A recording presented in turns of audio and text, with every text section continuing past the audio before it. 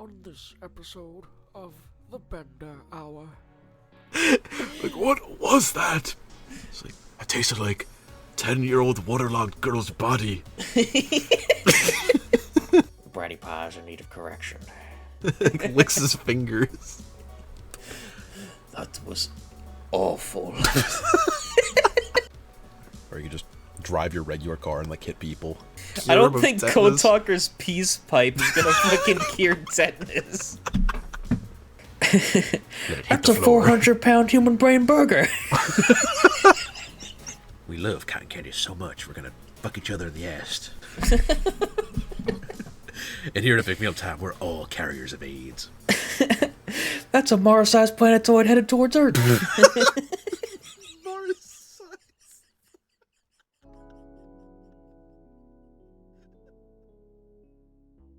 Can you believe this, people? Can you believe I got the new fudgies on the Jeep?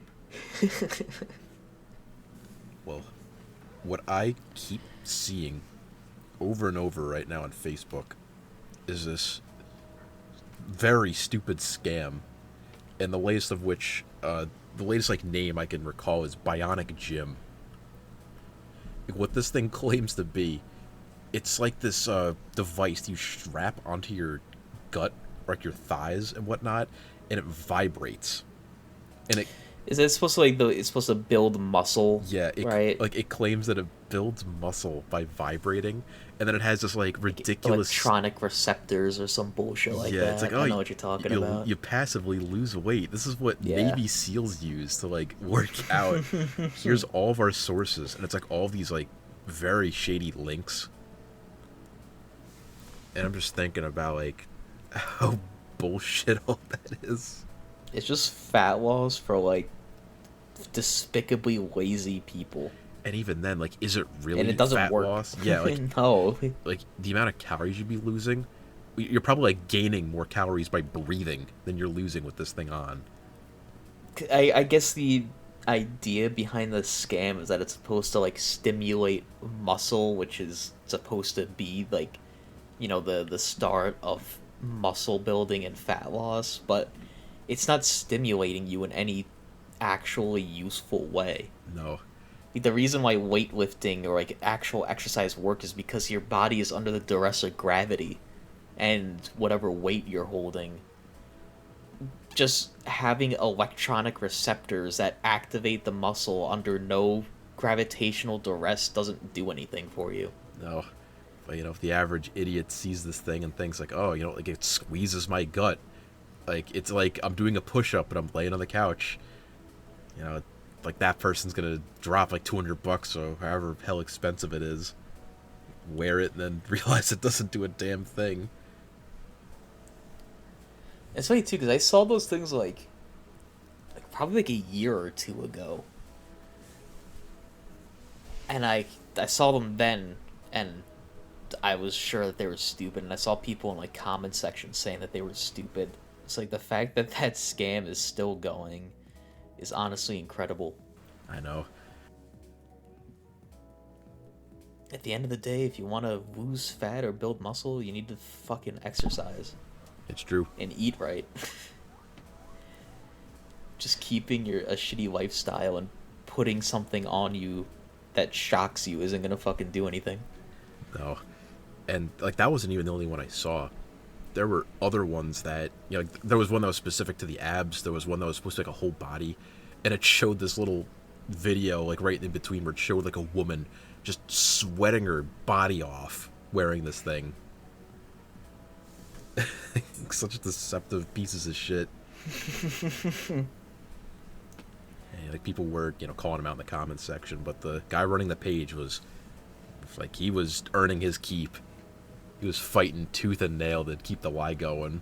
On a similar vein of just seeing like random bullshit on Facebook, it's been like pissing me off. I keep seeing like promoted posts from like Dragon Ball fan pages, and it's one thing for like the ones that are just like dumb fan art or whatever, but the ones that I've been seeing recently, it'll just be like Vegeta stand out in the cold rain for 3 days straight without moving. Like, that's determination. And I just like sit there and look at him like he's a fucking cartoon character. like why is this impressive? Like Yeah. This like scene from 30 years ago that people just can't let go of. yeah, but it's just like it's a show. Like he can do whatever the writers decide he can do. It's not like a real person was like that determined and went out and did that. Like why is this like an impressive feat? It's not real. Like, Because they don't know of any like actual people that have done anything impressive. They just gotta latch on to fake shit. and that's just one example. I just keep seeing shit like that. Like this character, like this insert this character is like the most determined. Like they did this and that. They deserve praise, and it's like why? It's just that silly little group of people that's all they have on their brains all day, whether it be Dragon Ball Z or like some other like anime or show. They don't have any other hobbies or personality, so Like there's nothing wrong with liking that shit, but like when you assign it Yeah. as if it's something like a real person did. Like it's not a history lesson, it's entertainment. Like Vegeta's real. yeah. I guess they just gloss over all the amount of people he's killed. Well, he's a good guy now, so He's the doesn't genocide. matter. The genocides go on the back seat because like he kind of did some good stuff. Or like all of Goku's friends that he killed. Yeah, I mean it's not like that ever. It's not like that ever mattered. We can just wish him back.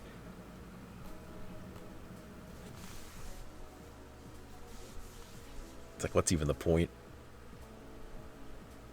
Like, why is there even such, what's the word? Like, why'd there even be like any panic in that world? Like knowing that there's just Dragon Balls that can wish it back. Cause like they used to be a rare thing when the show started, but now they're just super common. Like No one should be fearing death anymore. and it also used to be a rule when the show started that you could only be wished back once. Like if you died a second time, that was it, you were done. And then they just like completely ignored that later on. They wished for the no rules Dragon Ball. Deadass. Some real like genie bullshit. It's like wishing for the 3 more wishes. You know, you think like a real genie would put up with that shit? What do you mean? Like, let's say, you know, you found like a real lamp somewhere. Let's say you like actually you went, well, for whatever reason, you went on a vacation somewhere into like, you know, the Arabian Peninsula, and you found a golden lamp. You rubbed it, like a genie came out, and this wasn't no like Robin Williams genie. This was like a real spirit genie. Yeah, you think he'd like try to kill you if you asked for like something that broke the rules? Yeah, they do. I don't think they ever say what's supposed to happen if you break the rules. Like, does the genie just say, like, you can't do that, like, try again? Or is there, like, some sort of punishment for breaking the rules? Are there any actual genie rules, or is that just, like, something fake that people made up? To be honest, I have no idea what the history of, like, the genie is, so I don't know if they were, like, evil beings that genuinely did try to, like, fuck over your wish by like, interpreting it in, like, a stupid way, or if, like, that's even close to how they really acted. I think so. That was supposed to be, like, the original point of it, right? Like, there's no easy route to get what you want. That was supposed to be, like, the lesson. I would guess so. I'm just making that up. I have no I idea. mean, it like, would I don't make know what sense. story genies come from, to be honest. I'm pretty sure it is supposed to be a, like, Islamic, like, mythology kind of deal. I just don't know anything past that. I don't know if it's Islamic per se, or just general, like, Middle Eastern culture thing. I'm pretty sure it comes from 1001 Arabian Nights, like that collection of stories. but the only one of those I ever read was the one where, like, the dude comes down from the tree and fucks the king's wife. Okay, I just I don't looked know it if you up. know what I'm talking about. I do not. It's like this whole story of, like, this king who, like, he gets married or whatever.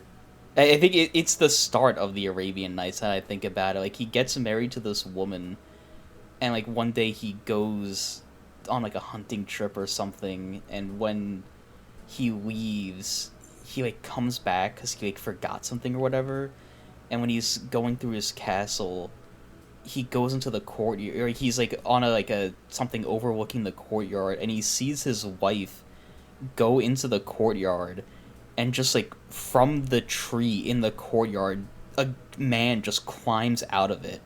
And it's just, like, this huge, I think it even says, like, dark-skinned man. And he just fucks his wife. And, like, that's, like, something that had just been happening, like, without him knowing the entire time. So then the king kills all of them. And then he starts this whole tradition of marrying a woman and then killing her the next night. Because he's, like, distrustful woman. And then that's, what starts the 1001 Arabian Nights. Like, his new wife, like, keeps telling him a story to keep herself alive. Probably butchered all of that, but... It's probably, like, more accurate than what's really written down. Yeah. Because I looked it up before you explained that, and it says, a genie or jinn is a supernatural creature in early pre-Islamic, Arabian, and later Islamic mythology and theology. So it's more like an Arabic, like, mythology than a Islamic thing. Yeah, I guess so. It's, like, got carried over. Although I don't see anything, like, immediately that says what their deal is. If they're supposed to be dickheads or not. Although I do think that is probably the best, like, the best angle of them. So I just thought that was hysterical. Just assholes. Yeah. Like, imagine having that as a job. Like, sure, I guess you're, trapped in a fucking bottle. Like, doomed for all eternity. Doomed for all eternity. But, like, it makes it funnier, too, because, you're rescued by this guy. You're freed. And you're not freed until you make the wishes. That's true, but, like, you're on your steps. Like, you're like, literally on the... Like, you're heading in the direction of freedom. And your prerogative is to fuck over the guy who's giving you the wishes. Like, what's that gonna do? Like, he's gonna see that those wishes are bullshit, and he'd probably, like, just put you down. But I do think that's, like, a hysterical concept. Like, imagine if that was your job. Like, someone gives you a wish, and you have to find some way to interpret it in a manner that fucks him over. It's like, oh, I won $1 million. And it's like, oh, here's your $1 million. I dropped them in the Atlantic Ocean. I think my favorite interpretation of the genie is from the Whitest Kids You Know sketch. Their genie sketch, which was that, like, the genie can't, like, he makes your wishes come true, but he can't just, like, magically will it into existence. He actually has to work for it. So, like, the kid gets the genie in a bottle, and he wants to, like, I think he wants to have sex with one of his classmates.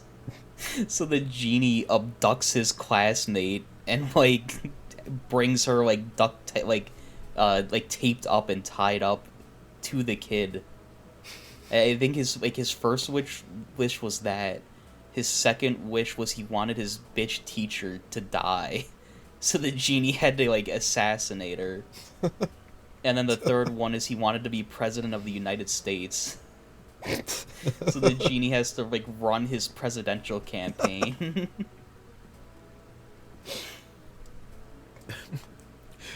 Like, I keep trying to, like, skim through this Wikipedia article for anything that has to, like, say about, like, wishes, and all I saw is that it is conceivable that a man can kill a genie. Like, it's possible. And they felt the need to include that there. Now that's the play right there. You find the genie, you use up your 3 wishes, and then once he's free, you kill him. catch him and kill him. Unless he was, like, preparing for this moment his whole life. I don't know what life is supposed to be like inside of a lamp. Isn't, like, the other thing supposed to be that if you use up the 3 wishes, like, you become the genie? Sometimes like, the genie gets freed and you take its place or something like that? In some particularly diabolical interpretations, that does happen. But some others it doesn't, so I don't know. I don't know who came up with all this shit. I mean, for all I know, like, the wishing part might even be, like, a Western invention. I have no idea. Just from what I keep reading, they're pretty much just nothing but, like, demons. They just, like, inflict illnesses on people. Assholes. and they shapeshift. But that's kind of, like, been a thing, as far as I know. Why they're in the fucking lamp, then. Yeah, but, like, do you think, like, inside the lamp, is it like some, like, real, like, Pokeball shit where they actually, like, have somewhere to live in there? Or is their spirit Isn't really that just how it cramped is inside? in Aladdin? Like, in the Disney movie? Oh, Isn't there, like, a room in there that he lives in? Probably. I don't know. I've never seen Aladdin, so... I have, but it's been so long, I genuinely don't remember. You know, it really can't be that bad. You know, when you live that long, like, what's, like, 1,000 years anyway? Maybe I'm thinking of Danny Phantom. I know there's one of those. I don't think there's one a of those... genie in Danny Phantom. Yeah, there is. The green bitch. The green bitch? Oh, boy. Aren't they all fucking green? Like, almost all the ghosts have, like, some kind of green to them, I think. Do I really have to, like, prove this existence to you? Hold on a second. Because when I'm thinking of, like, a kid's show genie, I'm thinking of, like, Norm from Fairly Odd Parents. And he was Desiree. He was a dickhead genie. Danny Phantom, her name is Desiree. Okay. I'll look it up. Genie-like ghost. Genie-like? Apparently. Who... that's what it says in the Danny Phantom wiki. What's that supposed to mean? Granting anyone their deepest desires but manifest them in the worst way possible. Okay. So it is like another dickhead genie, but they can't just say a genie ghost. They just don't have any hard proof. It's just a genie-like. As if from what we've seen, there's any solid consensus on what a genie is. Alright, at the bottom, I see like a Vor picture, so I'm closing out of that. Like on the wiki? No, it was like I initially looked on Google Images. And then I clicked on the wiki from there. It is dumb, too, that it does make awful. mention of this in the wiki page, as she is one of the only ghosts from Danny Phantom that is confirmed to have, like, had an actual life as a human. She's the only one that's confirmed to be, like, a dead person. I mean, I guess that's something they didn't do all too much, was show off the lives of the people, like, maybe, like, what actually killed them. Although some of the ghosts were, like, people who had to have died kind of recently, like the box ghost. I don't know what killed him, unless he got, like, kicked into, like, the box fucking fortress of, like, Amy Jen's house. Like the lunch lady ghost. And then just Danny's, like, uncle's a ghost. All these people just die, but can somehow come back, and it's like not even, it's like above that, they can just turn into a dead person at will. It's not even treated as like an afterlife. It's just like a superpower. And then there is no like heaven or hell. There's just a ghost zone. When you think about it, in Danny Phantom's universe, doesn't his existence just like disprove religion? You know, it does. It would have to, like, in his world. And, like, that Desiree person, when I, like, on the wiki, there was, like, a picture that showed, you know, that you were talking about, of, like, her life. And I guess it showed her living somewhere, I guess, in, like, the Arabian Peninsula. So that would imply that Islam exists. So, like, imagine, you know, you're like you worship, like, Allah.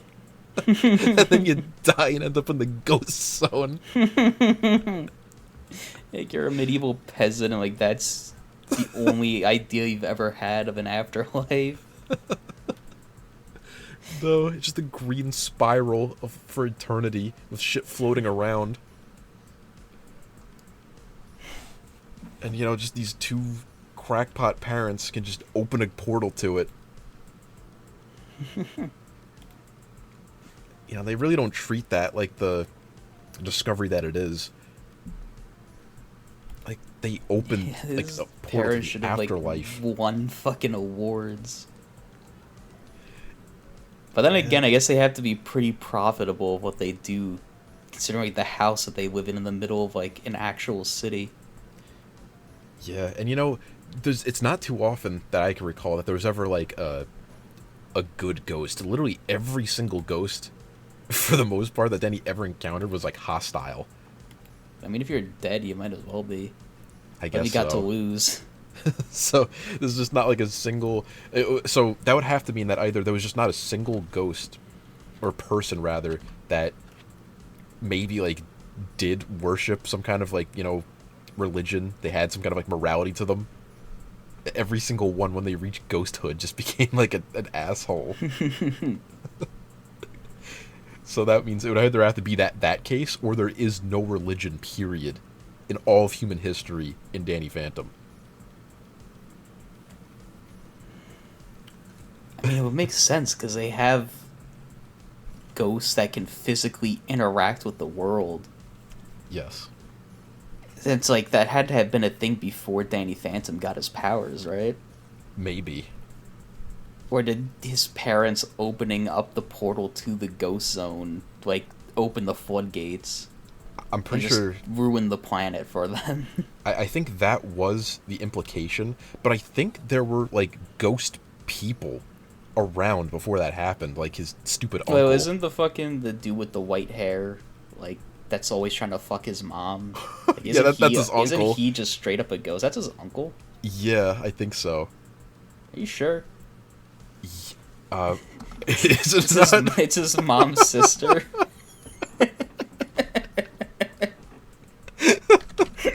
Okay, hold on a second. Uncle Vlad. Okay, so he's the old college friend of Danny's dad. And he's secretly a human ghost hybrid. I don't even know, like, how does that mean? 'Cause he's like what Danny is, where he can turn into a ghost at will. Although I do not remember at all how he fucking did it. You say human ghost hybrid, it makes it sound like one of his parents was a ghost. His dad, like, fucked the ghost. And I remember it always confused me too, because like when he turned into a ghost, he just became like Dracula. That's just like what he looked like. But Danny didn't get anything cool when he transformed to a ghost. He just got like white hair and a black bodysuit for some reason. Apparently you just get your own clothing. It's kind of like a Super Saiyan 4 where you just get like your own unique clothing when you turn into it. I don't know why that's a thing. It's cool. I guess so. Just there's no consistency at all. And there was just ghosts that were just like were not human. There was just like spectral beings that were more like monsters. So I don't even have any idea, to be honest. I haven't watched Danny Phantom. I don't even think Danny Phantom's been on air for a very long time. No, that shit, like, actually, I'm pretty sure it had an ending. As far as I know. Like, I haven't seen it since then either. Didn't they make the ending, like, several years after, though? I don't think so. I mean, unless I'm not thinking of the right thing. When I think of the ending, I'm thinking of the episode where, like, he had to fight... Where he's an adult, right? Yeah, like, he had to... like, do, like, a time skip or something? It was something like he had to fight his, like, an evil version of himself that was an adult. That basically ended up using his powers to just, like, kill everybody. And maybe that wasn't the last episode, but that's all I remember. That's ringing a bell. I don't think that was the last episode, though. Maybe not. I have no idea. I don't really care. I'm not particularly sure if I watched it again today, if it would hold up at all. Because I know I'd watched, like, I think I'd seen, like, a fairly early episode of The Fairly Odd Parents a couple of years ago, and it really didn't hold up at all, in my opinion. None of it's really funny. Unless it's like a particularly out-of-pocket scene. At least with Danny Phantom, you know, his mom's always gonna have those huge hips, so for that alone, it might be worth rewatching. You know, and like really, like what was Danny's problem? Like his dad is 8 feet wide, and his mom is built like a Mack truck. Yet he's just like a twink. You got none of the genes. Zero. Like a genetic impossibility. He got nothing. Something I was about to say, and I'm like, nah, I'm not gonna say that. I don't even like. I kind of want to like probe and ask, but I mean, I could say it, but I'd have to cut it. I'm probably gonna cut even me mentioning that I was thinking about saying it. I mean, you won't have to if you if you leave it at that.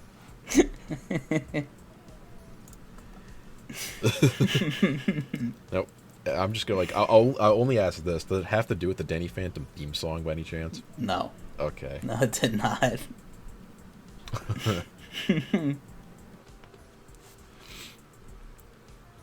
No, like really, outside of SpongeBob, not too many of those shows really hold up too well today. Like watching it as an adult. Like Nickelodeon shows in general, or Kinda, yeah. because a lot of the shows from Cartoon Network still hold up. Yes, they do. Like Johnny Bravo. I do agree with that. And Courage. Courage, Johnny Bravo, I mean, several others. I mean, even though I never watched it too much, like watching scenes of it today, like Adventures of Billy and Mandy are like hysterical. Yeah. You know, Cow and Chicken really holds up today. Yeah. I can't even give a flying talk about Cow and Chicken. What's the red guy? That's just his name. Is he from Cow and Chicken, or is he from a different show? I can't remember. He is from Cow and Chicken, yes. Okay. Never mind then. I thought he was from his own show. No. Just like a red guy, the show, where he just does nothing but shake his huge naked ass all day.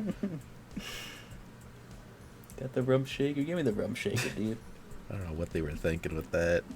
Like, let's just make Ren and Stimpy, but I guess not as stupid. And let's just add in this, like, Satan as a character with a huge ass. And it won't be as memorable at all. You know what show I never got the hype for? What? Rocko's Modern Life. A lot of people liked that show then, and a lot of people still like that show. I think they even did like a new season of it recently. If by recently I mean like 2 or 3 years ago. But like, I've heard of that. I remember watching it when I was a kid and not really caring.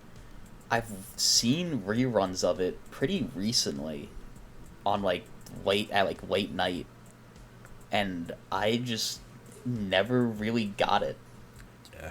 I mean, it's like the same shit as like Camp Lazlo. Like both of those shows have the same feeling for me, where you've got like animal characters, you know, doing like wacky stuff, and it's just not really interesting.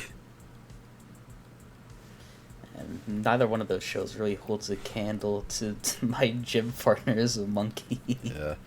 And you know, I had to have seen like a handful of episodes from that show, and that also just like was not too good. Yeah. Show sucked. Just all these animal shows with like the same kind of premise, or just, you know, like animals in like human settings, and like none of them really stuck. But I guess Camp Lazlo did have an ending, so like that lasted long enough. And I mean, the ending kind of makes the show a little bit like redeemed, just like that super real ending of just the camp counselor.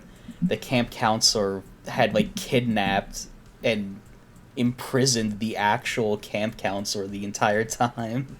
He was just a psychopath. Like, how many shows would like do that?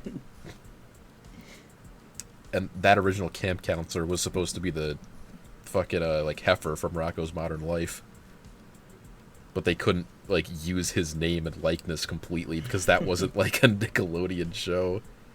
The only other show from like that kind of like weird period that I can remember would have to be like Kids Next Door. And I was never all too big on that show either, but I guess at least it was like kind of interesting because it did try to keep kind of like a continuity going. There is a surprising amount of people who still like it, like as adults today.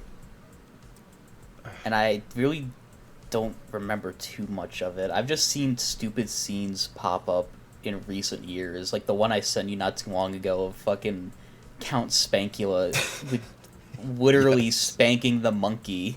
Yes. Like number 5 walking in on him spanking a monkey toy. Yes. How they got that one through the censors is fucking beyond me. It's like no really idea. stupid. Was it you who was like when I sent you that just went on that whole rant about how all that dude does is just like spank people's kids for no reason? Yeah. Like why is that sicko like roaming the streets in the first place? Like I can understand the whole thing is that all the villains are supposed to be like, you know, personifications of like punishments, I guess, but that's not even like always the case. I remember there was that fucking disgusting guy who like his whole deal is that he just like shot boogers at people. The Common Cold was his name. Yeah, that guy was How so could you nasty. forget? I don't even have to look him up. If I recall, he had like a tank on his back filled with boogers, Yeah. and like his nose was always running with like pipes leading out of it. His skin was always green. It was so fucking gross. Like, what's his problem? Like, I get he's always sick, but he's really gotta like, you know, like fuck over other people. I mean, because I guess I understand the whole like why the kids hate the humans kind of deal. There's a like that show had a very stupid lore to it. Like I think like the kids made adults, and then the adults turned on them or something like that. Real like Yakub situation. Yeah, like, you know, I was gonna say it, but I held it back. That's what I remember, though. That's like that was the catalyst for all of that. And yet somehow they still are like they still somehow interact like normal parents and kids sometimes. So I don't know like what the deal was. And then I know they attempted. And they are confirmed to still grow into adults. How the fuck does that work? I don't know. I do not remember what caused that. Because they had the whole time travel episode. Yes, because that was the whole thing, is that you did eventually grow up, and if you became once you became like a teenager, you got kicked out. But I don't really know how that all worked out, and I remember that there was like an attempt to try to like reboot the series, like the Galactic Kids Next Door thing, and that never happened. Where fucking Nigel blows up the planet. And it turns out all the kids next door are controlled by aliens or something crazy. Fuck. Yeah. And number 3 drops the F-bomb. Even though she's like 4. Isn't number 3 the wait. Number 5's the Australian like kid. Okay. Number 3 is the girl in the green hoodie. That's number 3? I think so, unless I thought that was number 5. No, number 5's the Australian kid in the orange hoodie, I think. Or maybe he's number 4? I gotta like look this shit up. Number 2 is the kid with the blue shirt, like the fat kid. Okay. Number 1 is Nigel. Yes. Okay, number 3 is the girl in the green hoodie. Ah, shit. 4 is the Australian. And 5's the girl with the red hat. Okay. And I guess if we were to consider... We got that sorted. And I guess if you are to consider that, yeah, maybe if the Galactic Kids Next Door teaser is canon, then I guess Nigel did blow up all of Earth and he killed like 8 billion people. I guess that's a great way to throw an end to the series. It's a real Planet Sheensy moment. Yeah. Planet, like, it wasn't enough. They just, like, accidentally left Earth. He blew it up on his way out, too. There's nothing to return to. Like, uh-oh. I launched every nuke at Earth.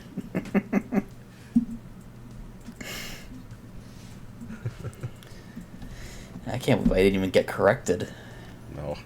for the word that I dared to utter. No, I'm not even gonna, like, bring that up yet. Yeah. I'm gonna leave the viewers guessing on that one. You know, and if you know, you know. All too common mistake. Now that was an awful last show. I don't know if you've ever been subjected to, like, a single episode of Planet Sheen. I think I've seen maybe a collective total of 5 minutes of it. I think that show really does mark the end of, like, that weird era of kids, like, entertainment on television. Yeah. It's like, past that is where you get into just, like, modern day, like, Cal Arts, like, Adventure Time, Gumball style shows. What a way to kill it, too. Yeah. Just the worst TV show imaginable. Nobody could have been happy with that.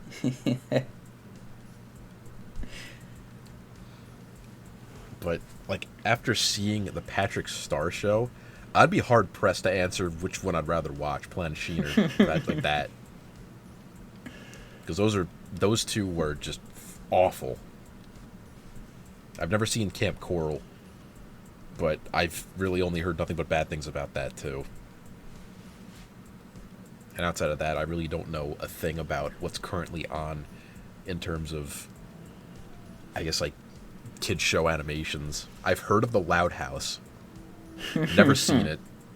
I've heard of, It's like, a very dangerous statement to make. I've heard of that Bear show. Never seen it. And that's pretty much it.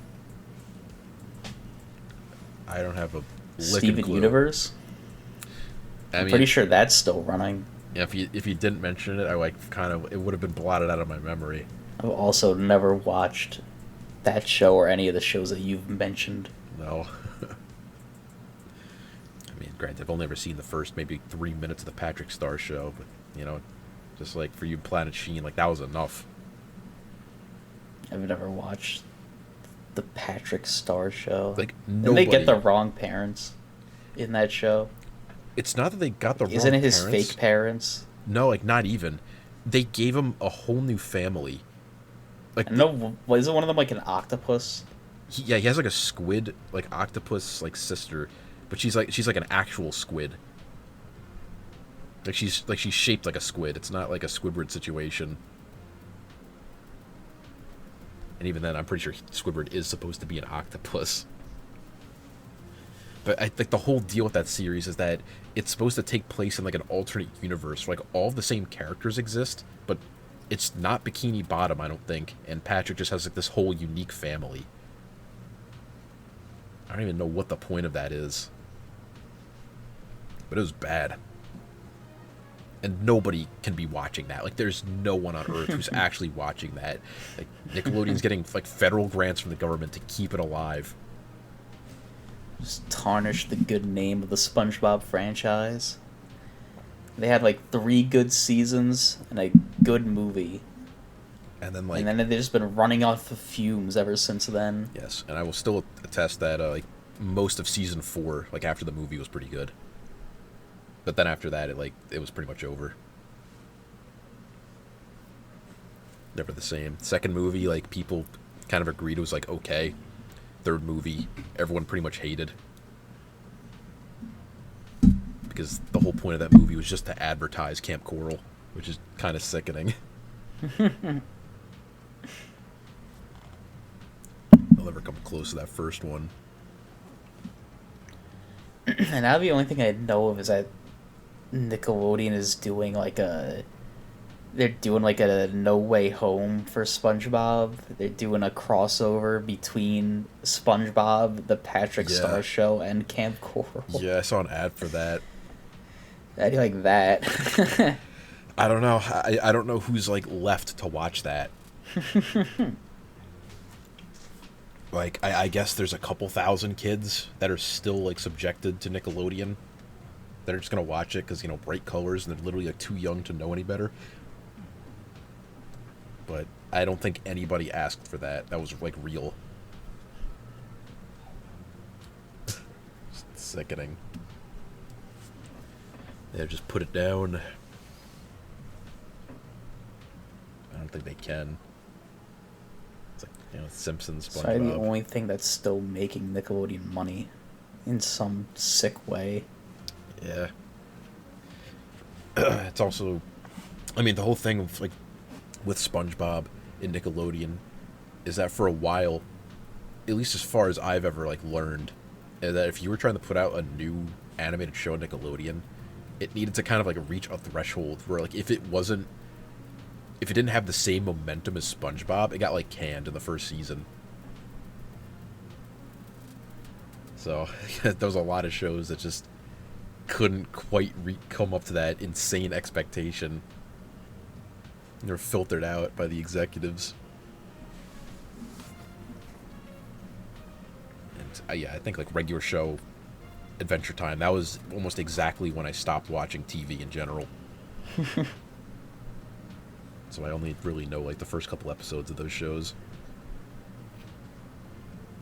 Yeah, it's still enough about all the characters to make insane scenarios for all of them. Yeah. They're, like, kind of easy voices to do. Sadly, has only happened off Bender so far. It's true. Like I said, they're all very easy voices to do outside of, like, Rigby. And, I mean, that really goes for any character, whether it's, you know, Angry Video Game Nerd, David Attenborough, Trump. Putting him in a stupid situation is always funny, especially when it involves, like, feces and death. Taking a character and make them go against their natural instincts to do something that kills them is, like, the peak of comedy. Nothing has quite topped it in, like, the several years that we've been doing that. Yeah. I mean, there has been a clear evolution, though, where I do like the new direction where people are, like, strictly going against, like, their own reflexes. Like, falling flat on their face because, like, they don't know how to catch themselves. Like, they don't know the universal sign of choking. Sign of choking.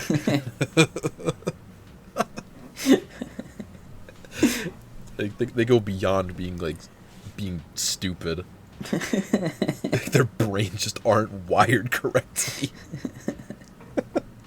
It's like a neurological condition. For people that, like, should know better. Like, how many people would not know that? The universal sign of choking? Yeah. I don't think this is a single fucking person. I think when something's stuck in your throat, it's like a there's a reason why it's universal, because your reflex is to grab your throat. Like, I don't think there's a single person who doesn't understand that. Except our characters. Like, trying to throw off bystanders by, like, doing something else with your arms, waiting for the last second, and then you just die. I'm not sure, like, nothing has quite, like, I guess, topped that particular, like, choking thing. Like, I don't know if there's, like, a funnier reflex to just completely ignore. That's, I guess, like, very specific like that. I guess you could say, you know, like, just standing in the middle of the road, like, watching, like, a train come, like a deer. But it's, like, not quite the same. I don't think it's the same, because, like... Because that's, like, kind of realistic. Like, you could naturally freeze up in a situation like that, but it is completely unnatural to not do the choking bit.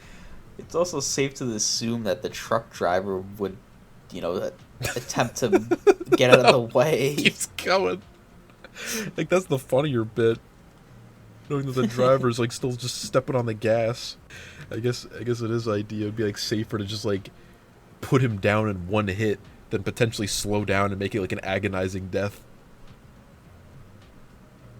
Like that's something that they probably have to train like self-driving cars on. Like, you remember how a couple years ago it was kind of like a, you know, big deal to talk about the morality of like self-driving cars and like what they'd have to do? Yeah. And I know there's been like websites that kind of put you in the role of like a morality teacher for like these algorithms that have to go into cars, and it makes you choose crazy shit like, you know, if you're if you were the car, like which one would you rather hit if like there was no choice but to collide with one of these groups. And it got down to the point of like, would you rather hit fit people instead of fat people, like old people instead of young, like people walking with animals versus like people walking with baby strollers. It was fucking nuts. Like I think that would be a hysterical one. Like, got one guy going down the road. This, you know, you could easily swerve left or right, but it just doesn't. It doesn't. But would you rather hit him as fast as possible to ensure that he dies quickly, or try to hit the brakes so that you only like crack like all of his ribs and he's just writhing in pain? He has to like go under the tires. That's the moral like high ground. Trying to save him but giving agonizing pain or putting him out of his misery.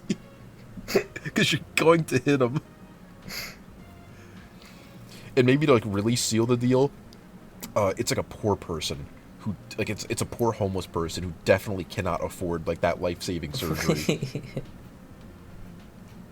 But I guess so now it's, do you kill him and put him out of his misery as quick as possible, or do you like irreparably harm him and put him in the hospital into such staggering debt that he can never dig himself out of?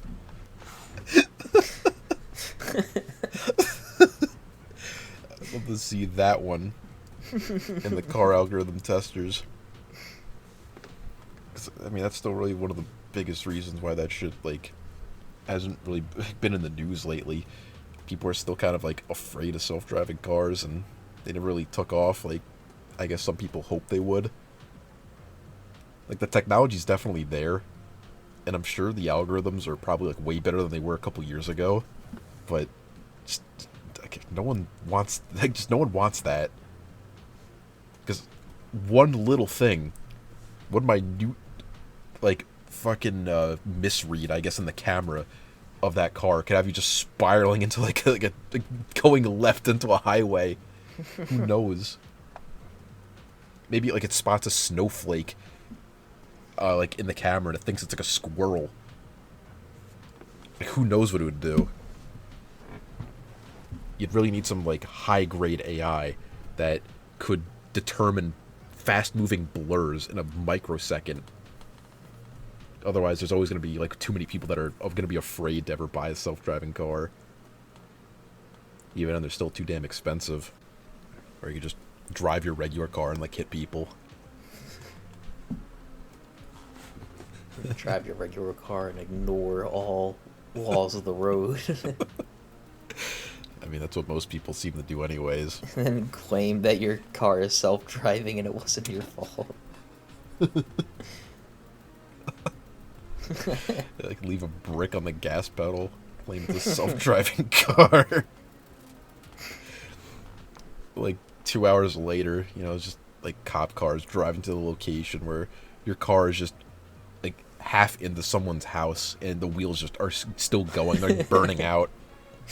The engine's on, It's like engine's the house smoking. across the street from your own. Get anywhere.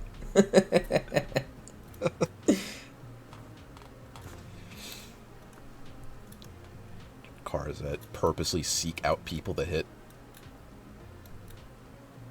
That would be something. It'd probably be too expensive to like make that fully. Probably would never be allowed to be sold. But you know, that would be interesting if there was just like some dickhead Why? who. Oh, because okay, so we have to think about it like this from an economic perspective. Let's just say they're just like sick fucking like people, you know, some real like terrorists pulling some shit. So the economic like side of this, they'd probably be producing a bunch of like car frames that are pretty much just like the metal frames, wheels, and like an engine. And it has like one of those like high-speed spinning automatic cameras, like for like self-driving cars. And the algorithm is just, if it sees another car, to just drive right for it. If it detects the back of a car, it attempts a pit maneuver. If it detects the front of a car, it goes for a head-on collision. It like optimizes its T-bones to hit at the driver's side. And these things just suddenly start appearing. Because the only way I feel like you'd be able to get these on the road is that you'd have to like cover them up with like those tarps that sometimes people put on like their nice cars to like keep the rain off of them. You know, you drive it somewhere like into an urban environment, drive to the suburb. You know, at the cover of night, you take off the tarp and set it on its way. What does that accomplish? Put fear into the hearts of drivers. So now you manufacture the problem, so now you gotta manufacture the solution. So that's when you release like a new type of self-driving cars. They're like self-driving defensive cars. Isn't that already what a self-driving car is? Yes, but it's the I feel like marketing. this is all just like it's the marketing angle. This is all just a rip of the Futurama like wear car episode. I vaguely remember that, but I don't know. I think this is like funnier. The offensive like offensive drivers will be gone because they're just going to be offensive cars on the road trying to kill you. I don't think there's going to be any cars on the road. If there are offensive self-driving cars that are trying to kill you. Let's see. Well, okay, let's put you in the shoes of, like, Professor Dickhead. You're a supervillain, and your goal, for whatever reason, is to just, like, ruin driving for everyone on Earth. What would be the best way to scare, like, most of the, like, populations of Earth to stop driving? Landmines. Yeah, that would be pretty bad. But, like, how would you accomplish that realistically? Putting landmines in the roads. But that's, like, quite a lot of work, because you'd have to, like, get out there. And if it was, like, a highway, you need to, like, get a pickaxe and, like, some kind of vehicle. And you need to spend a lot of time digging up that tarmac and laying down landmines. And even then, I'm not sure if, like, you would need to, like, cover the things specifically with more, like, asphalt or something. I don't know. Alright, so then in the dugouts of the roads, you just put those, like, South Korean, like, border patrol robots. They see any movement, any heat signature, anything, they just open fire. Very expensive. Well, we got to think of, like, cost effective this year. I don't think the cars are too cost effective. Because every time it doesn't have to. Every time it takes out another car, you need a new one to replace it. Okay, well, I'm saying it doesn't have to be that car idea. What's like a more cost-effective way to realize this plan? And I think I might have an idea. I mean, just thinking about, the landmines, I, like, did immediately think, like, what if you just had those, like, roadside IEDs that have, like, the shaped copper charges? Like, just everywhere you drive, you get hit by, like, a fucking, like, a 400mm copper penetrator. Your car blows up. But that's going to be too expensive. That requires, like, bomb-making knowledge. So I think the easiest thing to do would probably be to buy a ton of, like, drones that at least can carry, like, a couple pounds of weight and have them drop, like, nails and caltrops all over roads. If you just have the police force just lay out road spikes every, like, 20 feet. I could do that too, but if we're talking about, like, you from the idea of, like, you're a supervillain, no one's on your side, like, you're gonna have to, like, spend more money to bribe the police to do this. I think, like, you'd really need the drone angle. It's like, lay your own, like, you know, cheap road spikes down, like, pop tires, people are gonna be crashing, everyone's gonna be afraid. Because it already becomes kind of, like, big news when, like, some dickhead does that, like, just drops a box of, like, nails at his car while he's driving on the highway at night. Because that happens every, like, couple years. And it becomes, like, a big story. So imagine if you were just, like, a dickhead dropping these things, like, from a drone. It's like, what are you gonna do? Every road is covered and things that can puncture tires. Why have a bunch of small drones that drop nails onto the roads when you could just get like one predator drone and just drone strike anyone who dares get into their car? That's a lot of money. You gotta like have as the drone. opposed to buying like an entire fleet of drones. I think. Okay, well, how many small commercial drones that can carry a couple pounds could you buy for the price of one predator drone, armed with like several rockets and a runway needed to like service it? But you said you're a supervillain, so you don't really care about the cost here. That's true, but let's say I needed to give you. Let's say I gave you like $1 million, and that's like your budget. You know, you have like an evil island layer. It's nothing too special, but you have like $1 million to play with for this particular operation. I think the drone bit would have to be the best one, unless there's something I'm not thinking of, which is probably the reason why I'm like not a real supervillain yet. Spend all of the money on one predator drone, and then what? You blow up like a couple cars, and now you gotta pay for more missiles. Well, you're already a supervillain, so why would you pay for them? You could just steal them. That's true. It's gonna be a little bit tricky though. You're gonna be stealing predator drones from like guarded air bases, and even then, how many predator drones do like we keep on U.S. soil? Like, aren't most of them like deployed like in other countries? That's what they want you to think. I guess so. Because, you know, Obama is going to start drone striking civilians any day now. Yeah, well, like he's the first person who shows up at your lair, like asking the drone strike the cars. You know, maybe he's the one doing it. Like, maybe you don't even have to like do any of this. Maybe you could just go down the psychological aspect and start putting out like millions, like flood the internet with fake rumors that like all of the top leading car brands are all suffering from like horrendous manufacturing concerns that are causing engines to like spontaneously explode. Well, then everyone's just going to be like, oh, I don't have to worry because my car was made 20 years ago. Maybe. How many people drive cars that are made this year or last year? Maybe like a decent amount of people. It might scare some. But I'm not sure, like, what else could you do? Tell them that, like, the cars made back then, like, if you've been driving that Honda Civic for 20 years, we have bad news for you. The parts in the engine are guaranteed to break down and explode. They're made out of uranium-235, and that half-life is about to go off any day now. Or maybe just tell them that, like, there's drones dropping things onto drivers. And then, you know, you just, like, have TikTok influencers. You pay, like, TikTok influencers a couple $100 to, like, have videos with, like, dude, you'll not believe what I just saw driving on the interstate.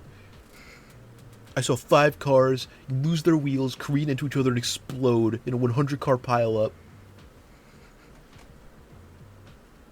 Scaring people, like, billions of dollars are being wasted because, like, people have to, like, you know, they're like calling off going to work that day because they think that there's like a massive accident going on. Like checking their cars. Some people are preemptively like installing like defensive like slat armor onto their cars. They're putting like those chain They're links. Installing a roof armor. Yeah. Like a fucking Russian tank. Yeah. Or they're putting on like those like chain link wheel covers that you have for like snow driving.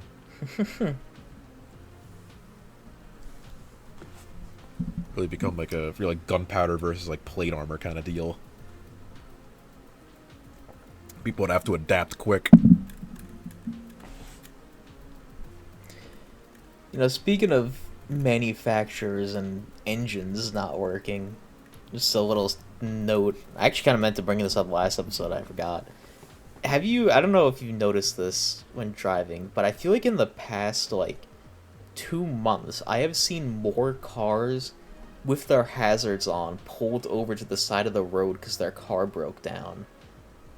More than ever before. Like, it was just, like, really recently, it's just been, like, happening a shit ton.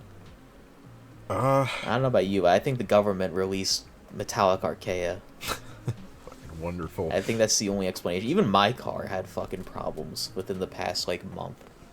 I mean, so did Like my out car. of nowhere. My car actually had like engine problems kind of out of nowhere in the last couple months too, but even that's like an old car. But I would say as opposed to seeing more cars on the side of the road with hazards on, I feel like it's been about normal. And granted, we're in a fairly like accident prone area to begin with, but I haven't seen anything out of the Yeah, but I've just seen cars like broken down on the side of the road recently. Like a lot more recently than before. I've not picked up on that. Maybe it's true. I don't have a flippin' clue. What would be the cause? Or just like Metallic Archea. That's the only explanation. like wouldn't the cars be 100% covered in like rust if that was the case? It's localized entirely within the engine. Just like an impossibility. Like the bacteria like eats at metal. It doesn't eat the aluminum exterior. It only eats like the iron interior. What about like the frame of the car? Like isn't that still like made of steel? Maybe. I don't know. Like they perfected it. I mean, I guess they've had like how many decades to perfect it since, you know, like the 80s, so that'd be like, such a problem. You know, Skullface's idea, like he wanted to, like his main deal was to just like erase the English language, right? Like that was like his main goal, really. Yes. So, what was the deal with like the fucking like Metallic Archea or whatever? I know it had something to do, like it had something Didn't to it do purify the yellow cake? Yeah, like I remember it had something to do with that, where like he could use it to kind of like sneak nukes into like every country on Earth, basically through some like contrived method. But honestly, like if his deal was just to like end the English language, like fuck over like globalization, why don't you just like drop the Metallica Archea, just like I don't know, in like the East Coast US or something? Like in London. Yeah, like in London. He clearly had the ability to disperse it anywhere he wanted. Why don't you just send the skull unit out, just like kill people? He just had a very bizarre usage of his resources. He already had the English strain because he used it on Quiet. So why didn't he just release it in like a major metropolitan area? Why didn't he that just have sees like, a lot of international travel? Why didn't he just have like Quiet walk around London, just like speaking? Didn't Alex spread it? Yeah. Like that would have like gone completely unnoticed. Why didn't Quiet just start? Oh wait, no, she didn't have it at the start of the game. Never mind. Why'd you just like start? I was going to say, why didn't she just like speak English when she was in the hospital, and just like kill Big Boss instantly? But I don't think she had it at that point. Why'd she hesitate to shoot when they were just shooting every single person like haphazardly in the hospital to begin with? Yeah, why did she go to strangle Big Boss instead of shooting him? You know, my biggest problem with that intro, you remember the scene where like you crawl out into the hallway next to all the dead bodies and like fucking, you know, real Big Boss like Ishmael, like he's laying on the stupid like IV bag, it looks like it pissed himself. Yeah. Why did they not shoot you two when you're the two that are clearly still breathing? But they and shoot not all covered in any. You don't have any blood on you. Yeah, but they double tap all of the dead bodies. they like give each other the thumbs up after they kill everyone but you. And that part always bothered me. It made no sense. It's like they just couldn't find a way to write that scene into making any kind of like sense at all. And not to mention that Big Boss, or well, Venom Snake is like the only person there that has long hair and a beard. And they definitely would, you know, they probably would have had a physical description of what he's supposed to look like. Yeah. And even then, I'm sure they had, like, a couple of descriptions on, like, maybe, like, what he could potentially look like without facial hair. Like, those pictures, like, oh, like, what Hitler might look like if he snuck into the U.S. Like, those, like, old newspaper clippings. But no. They just had to open fire on everybody in fucking Cyprus. How did the Cypriot government cover up the fact that a hospital blew up, a man on fire chased, like, people around, like, sent tanks? Whale on fire, like, crashed into the hospital? Well, that was just supposed to be, like, Venom's, like, hallucination, wasn't it? Or was that, or I expected to believe that was fucking real? I think it was real. I mean, was the flaming horse not real? I mean... That's, like, debatable. If, like, the Man on Fire even was real. There's no point in the game where they say he isn't. They have the whole like pause thing, like showing you that wasn't real. But I don't think at any point, and even Miller like talks about it. Like, That's true, but Miller also talks about Paz. True. And like, but there's no cassette tape of like the boss like thinks he like captured someone and put him on the sick bay, like. Yes. And they even talk about him being like the vector that controls Sahelanthropus and stuff like that. So I think it's fair to say that the Man on Fire was real. Craziest bit of them all. Like, so, okay, so, you know, if they found Volgan's body, that means that they also found the Shagohod. So what the fuck happened, like, there? Actually, I guess we do know what happened there. They turned that into one of the Peace Walkers. I do remember that. Yeah. I guess there really wasn't a need for the Shagohod once, like, a Metal Gear was built. I really didn't think we'd be going back into Metal Gear after that, like, other episode. But Skullface is just such a, like, a retarded villain. Yeah. Most people could be, like, do a better job of being a super villain than him. Really, like, not really intimidating in the least. And, you know... And he really detracts from the story of Big Boss to know that there was some dude, like, covering your tracks when you were in, Groznygrad. Like, Big Boss really didn't pull off that mission alone. He had help the entire time and didn't even know it.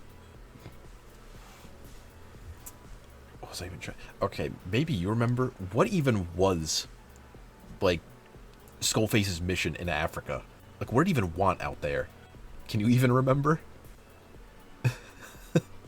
I sure as hell... I have no fucking idea. Like, what was he even doing in Afghanistan? Afghanistan was where he had the base for Sahelanthropus. I guess, but... Like hiding him there... Like, I guess I understand that they knew that Venom would be operating there because, you know, I had to save Miller, and I guess they'd have jobs from, like, the Mujahideen and, like, whatever else was going on. But I'm sure transporting... We never really see how they transport Sahelanthropus. Outside of, like, that one, like... It just, like, falls from the sky. Actually, no, they do show they transport him. They fucking float him. Wasn't that what the Diamond Dogs do when they retrieve it? I think they use helicopters. Yeah. But you remember in the scene that goes into, like, you know, the whole, like, missing, like, final chapter where Eli and all the kids, like, escape? Sahelanthropus, like, fucking what's his name? Psycho Mantis. Like, I think he just floats the thing off the platform. And that had to have been how they moved that thing prior. So imagine being all these, like, African countries as you watch this thing fly overhead. Going into, like Angola. And a single one of them, like, reports it. Yeah, like, how high was this thing flying? This would have been picked up by radar. Something that I was just thinking too, going back to the opening hospital scene. Like, why did Skullface send both his actual XOF, like, units to go kill Big Boss and also send the Man on Fire? Yeah, when they were kind of was there any purpose when they were on the same side, but yet the XOF soldiers start shooting at the Man on Fire? Yeah, like, I don't know what the fuck his problem was. I like, it was not enough that, like, he sent Quiet in there, who was presumably, you know, very skilled at what she did prior to being infected. You know, and sending in all of those, like, basically Green Beret XOF guys. But then, like, that... Like, might as well have just sent in the Man on Fire. Yeah. He was honestly the biggest threat out of all of them, considering, like, a disheveled Ishmael was able to fight off Quiet. Just throwing garbage at her. And not to mention that if it wasn't for the XOF soldiers, getting in the way of the man on fire. Like, he probably would have killed both of them. Yes. But they were the ones that, like, stopped him multiple times. Skullface doesn't know what the fuck he's doing. All that bullshit just so he can give you a 30-minute long speech. Yeah. You know, Like, you can't even hear because the music is too loud. you know, you get that last That he doesn't even tape. time right because there's a solid, like, 5 minutes of him not talking at the end. And then, you know, there's that final cassette tape you can get or whatever that you actually hear, you know, your old major talking. He's like, oh, you know, it's like I don't hate him. It's like, why are you trying to execute him? Like, what's your fucking problem? Big Boss leaves your organization, so you have to, like, just put him down like a dog. Even though you supposedly still have, like, respect for him and don't really... Consider him a friend. Yeah, consider him a friend still after all these years. And correct me if I'm wrong, but in that cassette, wasn't it kind of implied that Major was, like, in that hospital with him? Do you remember that? So... It sounds like, yeah, I'm pretty sure it sounds like he's talking to him. So... Because wasn't Major one of the people that helped move him to Cyprus? Maybe. Isn't that implied as well? If that's all the case, then what the fuck's with all the, like, the problem, like, not knowing who's who? Both Big Boss and Venom Snake were hospitalized at the same time. And they were both in the same building. In the same room. In the same room. Next to each other. So how did all this happen? You know, I'm sure it's kind of... I wouldn't doubt if, like, it is explained. But I don't remember a single thing that did explain this. And it's funnier to think that they just forgot. Why did they put them in the same hospital? Like, if they were going to do the whole switcheroo on them, like, was there any benefit to keeping them in the same place? It's like the same thing of, like, why you don't keep the president and the vice president in the same place. Like, if something goes wrong, they both die. Yeah, like all their eggs in one basket. Why did they put both Big Boss and Venom into the same hospital? I don't know, maybe like the plastic surgeon really needed like a reference. And they were too lazy to just like fax him a photo. Or just make like a cast Yeah. of Big Boss's face. I couldn't do that either. He probably already has a tube down his throat, so like there really wouldn't be any problem doing that. And even then, like, they were both hospitalized from the same explosion.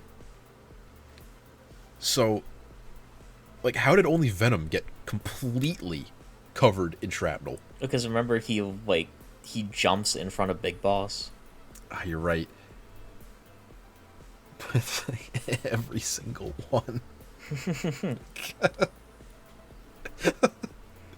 Like, you know, none of them suffered, like, third-degree burns.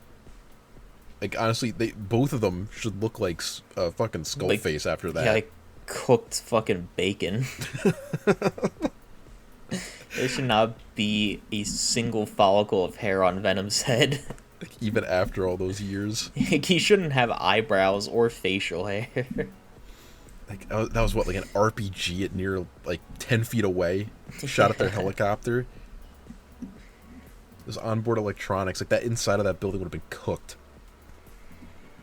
Honestly, considering like the chemical propellant of the rocket itself, it really should have just sprayed like molten metal directly onto Venom and just like melted him. Like, you know, he jumps in front of Big Boss, eats all of the shrapnel, and then what happens is, like, Big Boss, like, you know, he tries to, like, make a last-second hurrah dive out, and then, like, the blade of the helicopter detaches and completely slices him. Like...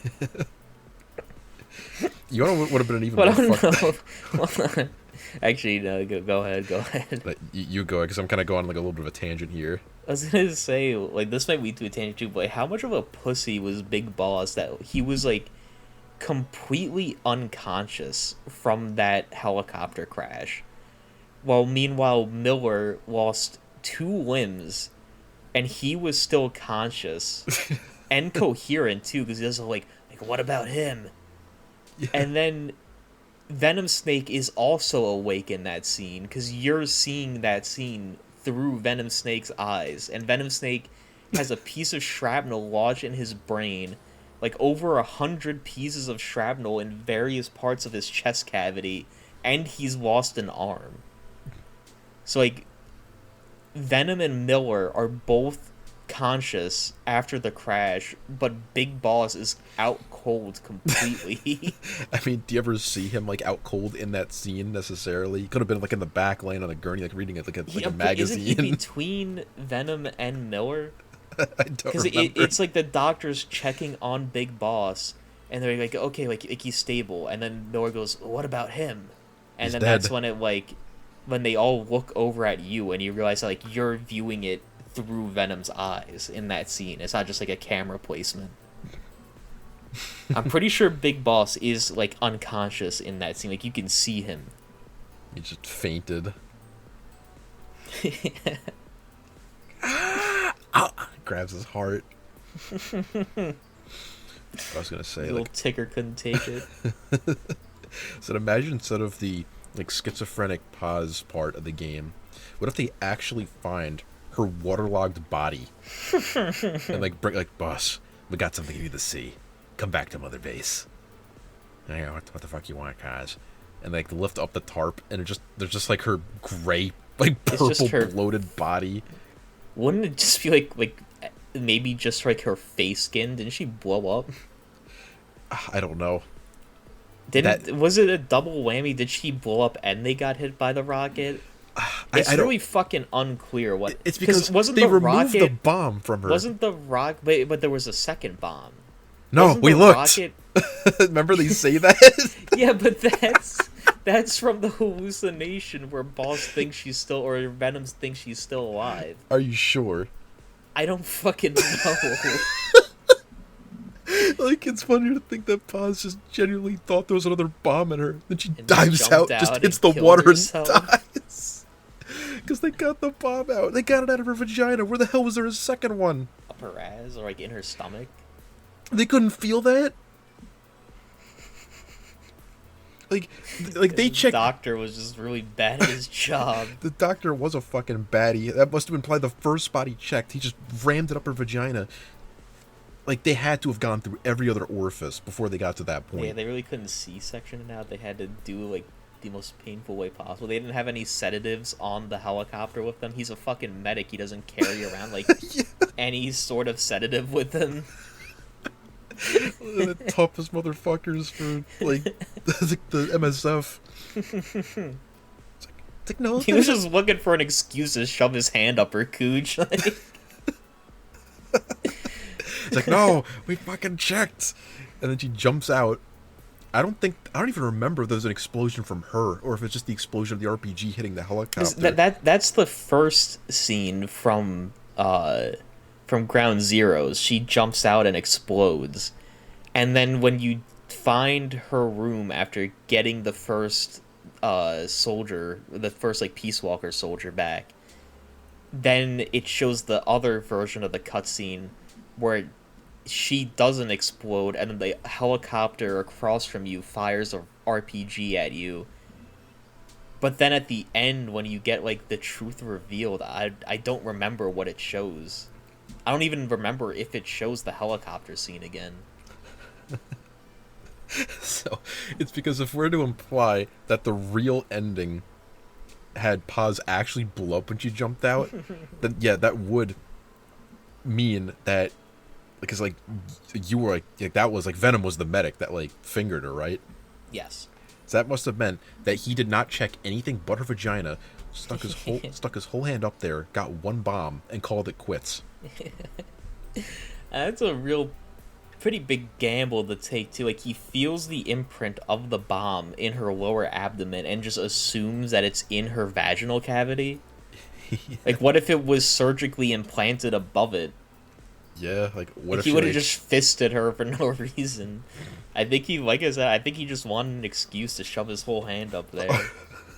Have you lost your mind? Body Paz in need of correction. But okay, but let's assume the bomb didn't go off. So in that case, they would just have her waterlogged body. Bus, you're gonna want to see this. Ow. It's like 10 years later. They found her body. It's a miracle it wasn't, they like, ID'd scavenged. It wasn't eaten by anything. Like, No, it was like perfectly preserved in an underwater cave. And somehow they found it. perfectly preserved. Like, even then, like, with no predators, like, or even in a vacuum, like, the microbes in her body would have been, like, digesting from the inside out. Like, Well, okay, like, what happened? Did she okay. get, like, frozen like a fucking caveman? Like, Okay, well, you ever seen those bodies where it's like people died out in the ocean, like on like boats, and they've been dead for like years, but their bodies are still around? They kind of look like disgusting bloated mummies. Like that's how she would look. And I can already picture the cutscene right now. It's like in the same way how like when Big Boss, like on the birthday cutscene where he walks up to the like a helicopter platform and they wheel out like the birthday cake, they bring out the gurney, you know, for her body covered in the tarp, they lift it up, and that's when like her body has that little shimmer effect that they like to do in every cutscene where it goes like like or it glimmers off of like her empty eye holes. Big Boss immediately just grabs his nose and he goes like, ow. grabs his stomach and he starts vomiting at the sight of it. Oh my god, Paz, what do they do to you? No. Ocelot walks out and he's like taking a deep breath and he's like, just like low tide. He walks away. Yeah, that's all he has to say. Kaz has got like one of those like rebreathers on. He's like, Paz is crying. like, what should we do with her, boss? Put her back in the water. Put her back in the water. Just like wheel her over to the side, dump her off, and like a couple seconds later, she'll like, I was really starting to stink off the place. Something fierce. And like on the one hand that like he kind of like carried her with, he like looks at his hand, like licks it a little bit. And that's when you have like the fade to black back to gameplay. Like that's like what the hidden cutscene is that like Konami's been teasing all these years about like what you'd really get if you achieved the no new cutscene for real. Got her body. You're gonna It's also when you get the secret cassette tape. Like, I brought you another burger, old timer. Great. Oh shit, where's my bag? Yeah, I was gonna have that on standby. Where's my bag? Hold on. I have one on standby if you need it. I'll make like Shit. the noise if you. I'll make the noise if you can't. Hold on, I gotta have one somewhere. You Shit, I can't might do have this actually thrown bit. it out. You can't do this bit without a bag. This should work. Hold on. I brought you another burger, old timer.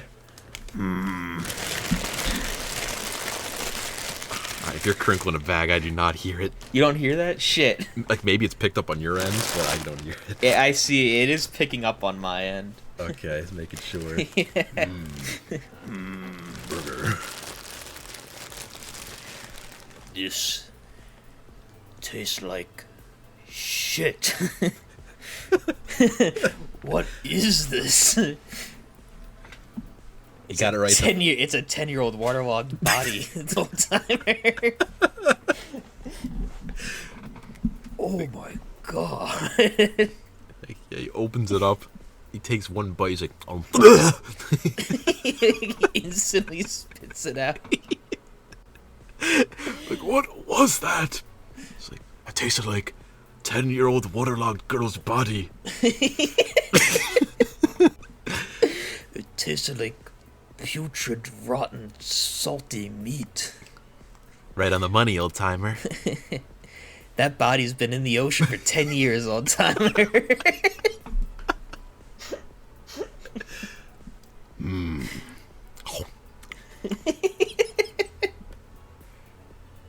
He eats the whole thing. Like, licks his fingers. That was awful.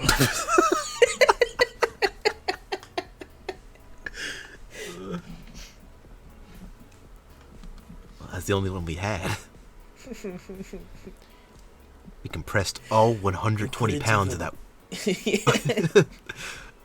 of dead body meat into that one patty. You couldn't even make more of them for the restaurant? Why did you feed me this? Wanted to see a reaction. I don't feel so good. That was 90% brain matter, old timer. Enjoy the last enjoy the last 30 minutes of your life. We didn't cook the brains, old timer. It's like a raw brain. We mixed in the raw brain with the cooked meat, old timer.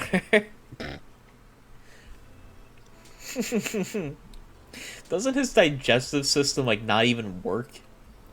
I don't like, know. He can still taste food, but like, doesn't he not actually digest it? Like, no, not affect like him? he can still eat and digest things normally. He just doesn't need to eat to survive. That's it. So it would still go through him pretty Does bad. he still poop? I would imagine so. Otherwise, he probably wouldn't have that brown-soaked catheter on his bag.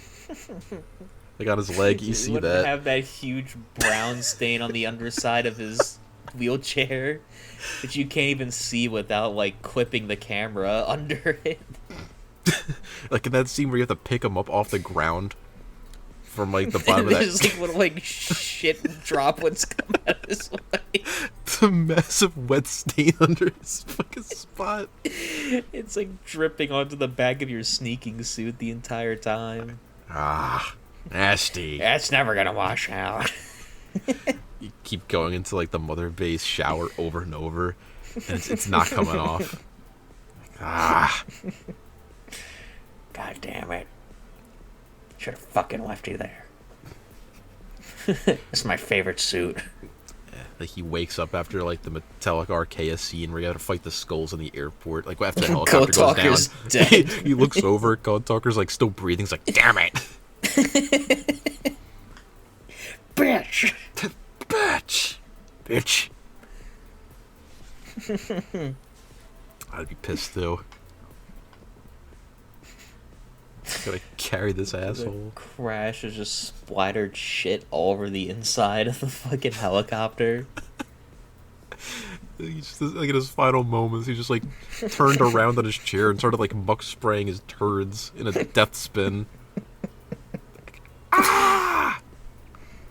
It should have been a scene where like after the crash where you like crawl out of the helicopter, like Big Boss, you know, like grabs the edge of the entrance to get out, to like pull himself over, like his hand slips and he just has like this huge cut on his hand from the rusted metal. And he looks at it for a little bit and like the scene like plays out. The rest of the game plays out until like after that mission you go back to Mother Base and like you know, Milla's like boss, like you know, like get like someone get like medical attention to these two, like, boss, how are you feeling? And he's like, my jaw is starting to feel a little tight. Boss, when was the last time you had your tetanus vaccine? I'm afraid it's been 9 years. And the rest of the game is just Venom Snake slowly dying of tetanus. You can't fix them. You can't. There's nothing they can do. Tetanus is usually fatal. Without, like, if you don't have the vaccination for it. Like, this is a world where they can, like, cure the fucking, like, voice parasite. They can, like, implant memories into you, but they can't cure I don't them think of Code tetanus. Talker's peace pipe is gonna fucking cure tetanus. It'd be really funny if it did. Like, he smokes the peace pipe, starts coughing his lungs out, he gets TB. Got TB.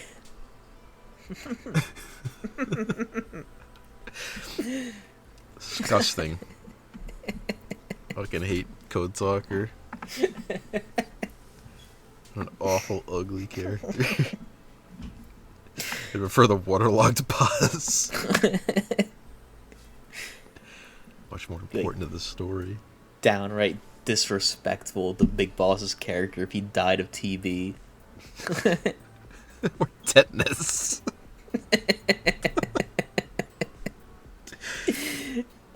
What At is least he like thinking? TB doesn't really exist with like modern day antibiotics. Like tetanus still kills people, so Yeah, but it's just like way funnier. too real.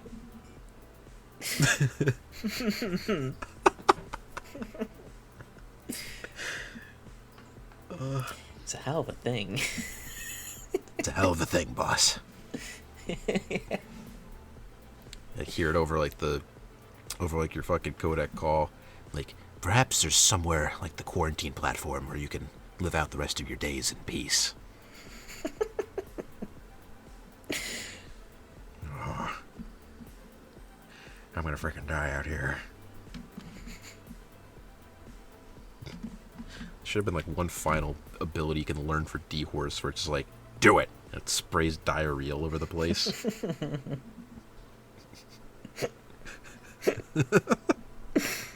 Big Boss loudly proclaims, shit! You are even more fucked up. If like every time you ask D-Horse to shit, like after like each time, like progressively less turds come out, and if you keep pushing the envelope and demanding that it shits, like it's sort of like blood starts coming out. It's like Like your relation with them starts going down. The horse's ass starts like prolapsing because it's pushing so hard. And what if you had that ability for it? You have that ability for everybody, like D-Dog, like quiet. Shit. Well, if you did it with quiet, it'd just be too hot, so it wouldn't really be as funny. Yeah, shit. Like, you know, you're laying on your back and have quiet, like, you won't even see it because she's always up on those mountains. You take your binoculars and you look at her and she's like wiping her ass. She's the only companion that you can interact with when you get on the helicopter. So when she like jumps on and grabs up, that's when you can do like shit. You have a quick time event where you can push her off. A quick time event where you can like launch her up into the propeller. When she does that bit where she demonstrates how like accurate she is, she hits the fucking like blade of the helicopter every time. Honestly, why is that considered to be impressive? I feel like helicopter blades spin so fast that like you're probably more likely to not hit one. Because there's a pretty big space between all of the helicopter blades. And they're going so fast, like you'd probably have a better chance of not hitting them than actually hitting them. It would have been way more impressive if she fired 4 shots and like broke each propeller with each shot. I say it would have been more impressive if she fired like 7 shots out of that revolver. Okay, it's the quiet. A lot funnier. She just turned a domed ocelot in the head. She put it up the roof of her mouth and blew her brains out. Okay, it's the quiet birthday cutscene where Big Boss is like walking around at night. Is that a thing? Yes. There's 2 different birthday cutscenes. There's one where you come back to Mother Base and they sing the birthday song. And there's another one if you have quiet. Have you never seen that one? Is that like the rain one? No, that's just like that's a cutscene you get if you get her like affection up all the way. But if you have your birthday while you have quiet, you get a particular cutscene where like I'm not really gonna be able to make this joke now.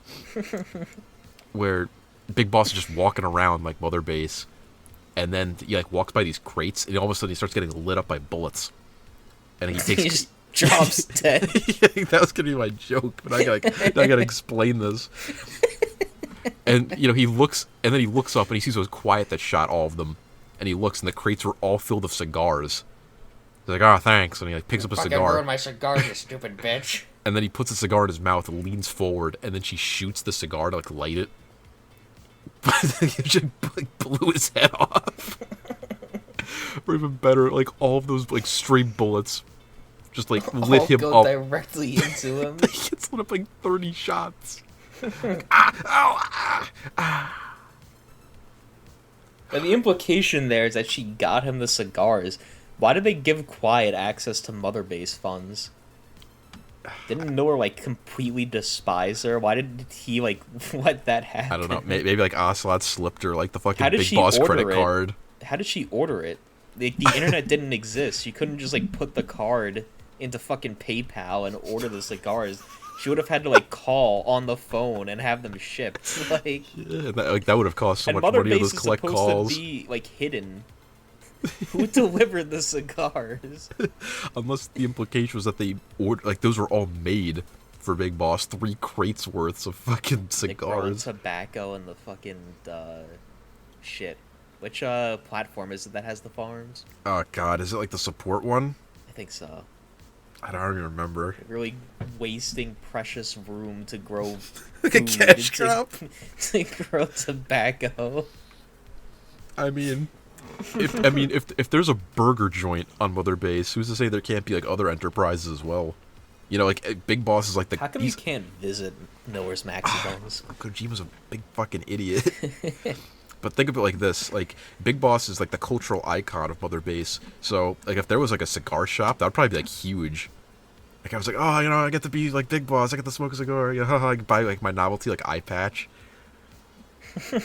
My little Get like your prop horn. yeah. Like that would be becomes huge. like a theme park. A huge tourist trap. Or Big Boss dies on King Ka.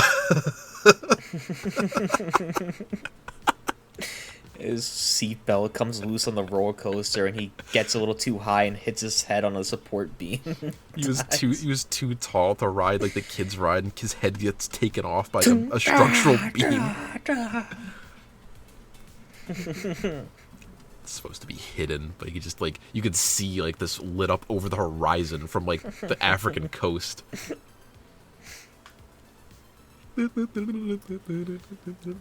this oil rig from the Seychelles government, and somehow XOF has no idea about the transfer of that property. No.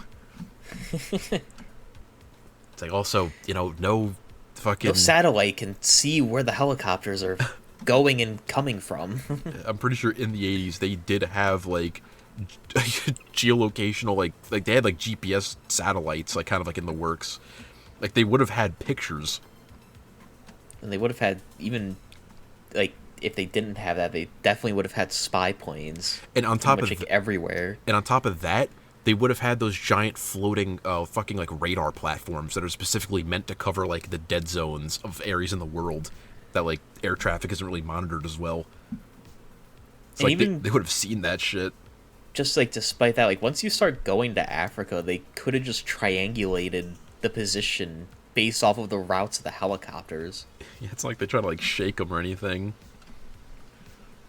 I mean, hell, that one jet fighter got, you know, pretty fucking close. Crazy that helicopter or that jet fighter only finds you once you get quiet. Yeah. That fighter shows up any other day, like, Boss is just done. Quite. Why does it want to the shoot shot. him? Why doesn't it want to, like, try to just find Mother Base? Why doesn't it want to take the helicopter down? I don't know. I guess the implication is that you'd be able to kill them and then, like, salvage the wreckage, and then you'd pretty much be able to figure it out from that anyway. You'd be, like, knocking out a lot of birds with one stone. Like, problem is, I don't really know, like, was that supposed to be, like, was that, like, a Russian Air Force jet? Was that, like, an XOF, like, owned, I think like, it was supposed to MiG? be XOF. Like, wasn't it, like, a Russian jet? Well, XOF was working with Russia at the time, you know? That's true, but, like, weren't all of the vehicles they used, like, the American, like, Western variants? Yeah. Even though, like, American jets are generally superior to Soviet ones, they still decided to go with the Soviet jets. Quiet lines up that shot, completely misses. And he just makes another pass. Or even better, Big Boss gets in the machine gun, out of ammo. Quiet lines up the shot, misses. Like, lines up the shot, Big Boss, like, elbow checks her. Pequod jerks the helicopter and Big Boss tumbles into her line of sight. He tumbles out the fucking, like, open hatch. He didn't put, like, the belt on. No, he didn't have that on him. He was tumbling around that whole cutscene. Big Boss ping pong. You know, and it was really stupid too, because that jet, like, it uses machine guns, I think, in the first strafe, misses. Uses a heat-seeking missile in the second. It gets, like, flared it off. And then they shoot, like, an electronic rocket, and that's the one that's, like, you know, they can't shake that one. But that plane was in such a perfect pass, it could have just, like, lit him up with the machine guns. I don't even know why it, like, wasted so much ammunition. Like, why was it using, like, a heat-seeking missile against, like, a helicopter? Like a military helicopter. That's something you'd use against, like, a ground target, I'd imagine. Like, most military aviation shit typically has flares. Stupid bastards. And, like, then what? Like, then you'll get, like, the waterlogged body of Big Boss. Ocelot. Something you need to see. Oh my god. Would that rifle caliber even have been enough to penetrate the cockpit? I do not think so. That shot right through, like, the bulletproof part of the glass. Yeah. That shit would not have happened. Better yet, how did Big Boss even see, like, the pilot dead? That jet would have been going so fast, it would have been a blur. He, like, would not have seen that. No, that was only for the audience to see. Why didn't Mother Base try to recover the jet so they have at least, like, one jet fighter? Because they fucking suck. And also probably it didn't, like, explode when it hit the water. I'd say the problem is just that, like, I mean, obviously they have some kind of, like, transport shit on standby because they're able to, you know, carry Sahelanthropus, so they have some kind of, like, weird helicopter lift system. But in order to, like, retrieve shit from the water, you kind of need, like, boats with cranes. And Mother Base doesn't have, like, a single one of those. They don't really have a navy, even though they're exclusively functioning in the ocean.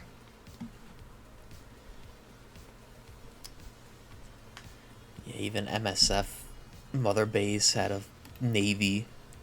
They even had an entire aircraft platform. Yeah, because I remember in that with a runway. Yeah, in the cutscene when, like, Big Boss gets saved by the MSF, like, at the end, I'm pretty sure you see, like, they have, like, patrol boats that, like, pull up.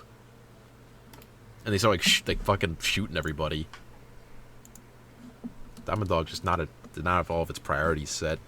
Blowing too much money on the burger joint, like the cigars. And that awful cutscene where you, like, shower with Ocelot. Hose me down, boss.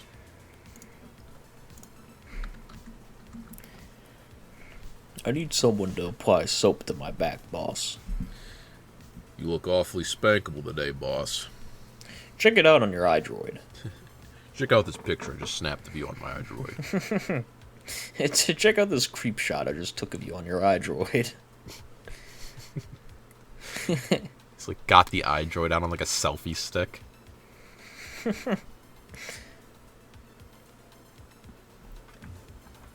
Fucking iDroid. I wonder how much money was sunk into making that thing. It's like technology that wasn't even replicated, like, later. Technology that's not even available today. No. And, you know, how come the Soviets stopped using, like, the flying platforms from, like, the 60s? There's back to using, like, why did we helicopters. never use the ones that we developed in the 60s? They're Because- probably not too, like, applicable to combat. But in the game, like, the whole thing, the reason why we didn't use them, like, pretty much the biggest reason why we didn't continue development is that they weren't fuel efficient. But in the games, that's, like, not a problem. They just fly indefinitely. Like, they were pretty nimble. And, like, the last versions we ever made they looked exactly like they did in the game. I mean, granted, they do make an appearance, kind of, in Metal Gear Solid 2.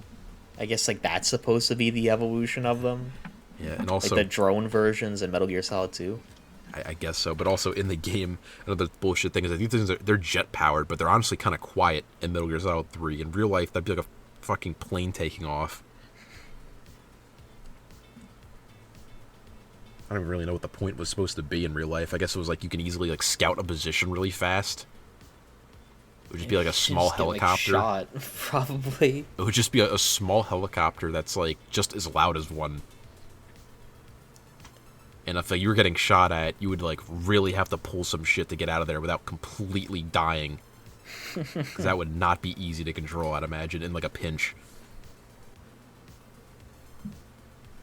Do you got anything else to say? Well, actually, yeah. Something that I actually haven't told you yet. Let's hear it. Yeah, I quit my job yesterday. Oh, you did? Yeah. Oh, no. Yeah, due to the stunning success of this podcast, and now that we have 8 subscribers, I figured it was time to, focus on this full time. Wise decision. Yeah.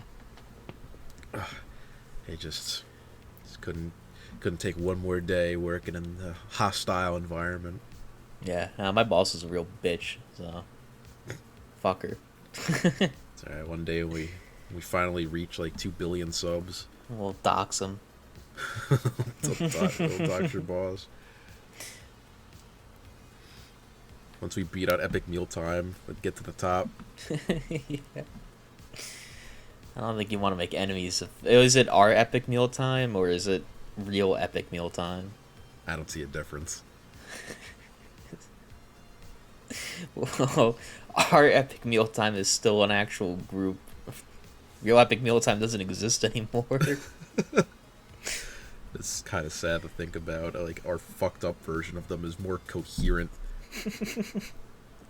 Actually has all of their founding members still working in tandem to a degree.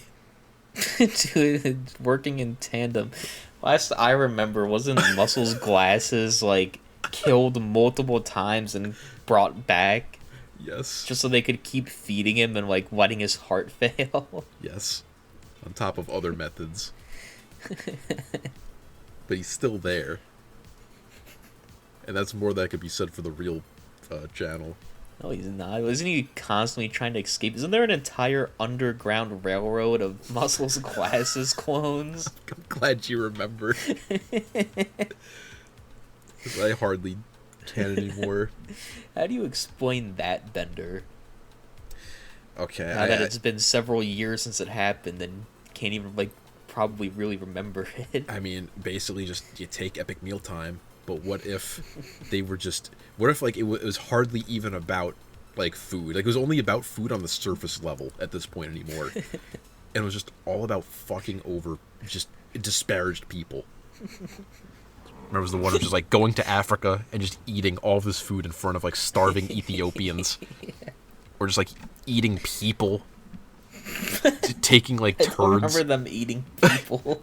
Like, dropping turds into their food. Laying a sausage turd and then laying a few more. Lay a sausage turd. Lay a few more.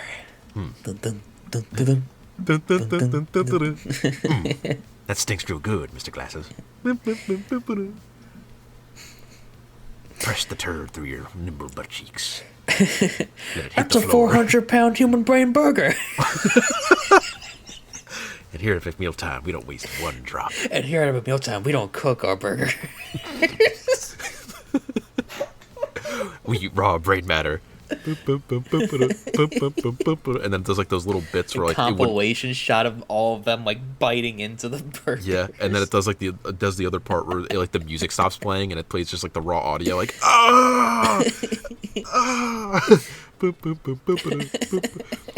and where it would normally play like, the sound of like the calorie counter, like the it's so it's like a timer of how much just like the amount of prions in their brains. How much time they have left to live. The prion counter. A real-time update of prion in their detected in their brains. That's a 1 million prion uncooked human brain burger. I'm gonna die tonight. Muscle's Glasses was the first to go. 'Cause he's a big bitch. Why did that whole thing go? Didn't he quit and then they abducted him and like forcefully pumped like cholesterol into his veins to like to punish him for it. Like, that's happened. They clone him so that they'll never have a shortage of glasses. Like, that's all it became. Like, it stopped being about, like, they stopped, like, recording. And they would just play this bit of theirs in their own home, just torturing Muscle's glasses with food. Keep eating, big boy. We need a big belly on our Muscle's glasses so we can die. Pop like a flea. Pop like a tick, that's how it... Yeah, I fucked up. We stitched his mouth shut so he can't scream for help. We gotta inject the barbecue sauce into him. We gotta... We just fed Muscle's glasses a peanut butter and jelly sandwich even though he has an allergy. We gotta inject that epinephrine into his thigh. I'm gonna inject the saline into my balls. I'm gonna inject the silicone into my biceps. I'm gonna inject this heroin into my vein. My bicep exploded! You can see the purple blemish on my arm. If it goes untreated, I'll die. And here at mealtime, we don't believe in doctors.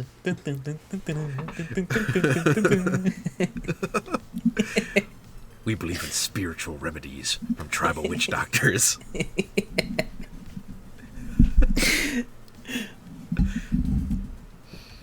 Form a perfect African, like, brain surgery on Muscle's glasses. Even though his bicep exploded. African witch, the fucking Pusunga tribe, African witch doctor, fucking cracks open his skull. And, like, what is he gonna do? Like, does Muscle's glasses actually have a tumor or something? Like, No. what does he take out?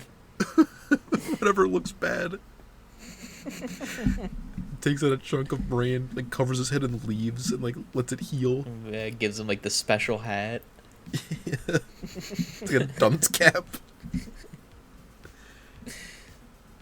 Every time Muscle's glasses act up, they just, like, poke the fucking soft spot in his head. That feels nice and soft and squishy. I'm gonna keep poking it with my finger. Pour barbecue sauce in that hole. That's a 15-gram chunk of Muscle Glasses brain in a jar. We're all gonna take shots. We're all gonna take shots of the brain juice. We're all gonna take shots of the asbestos water. I'm eating pink fiberglass. They have it, like, in the fucking no, shit, I meant formaldehyde. Like, they have it in a formaldehyde jar. We're gonna take shots of the brain juice. He just has, like, he's holding just, like, a chunk of pink fucking, like, insulation fiberglass. It looks like cotton candy. It's like cotton candy. He, like, puts it in his mouth. Like, immediately starts hacking up his lungs. His skin, his, like, veins are, like, showing through his skin. His eyes are turning red. Here at mealtime, we love cotton candy. That'd be a miracle if he got that far. we love cotton candy so much, we're gonna fuck each other in the ass. And here at Epic Mealtime, we're all carriers of AIDS.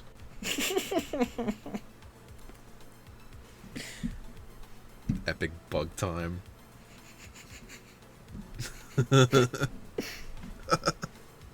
Disgusting. That's a 200 milliliter Paz load. And here at mealtime, we always drink our own semen. So rancid. Yeah, this is just like an even worse direction. We're trying to make the perfect strain so we can so we can infect Muscle's glasses with super AIDS. We're gonna split this atom. Combust all the oxygen on Earth. That's a 200-gram block of unrefined yellow cake.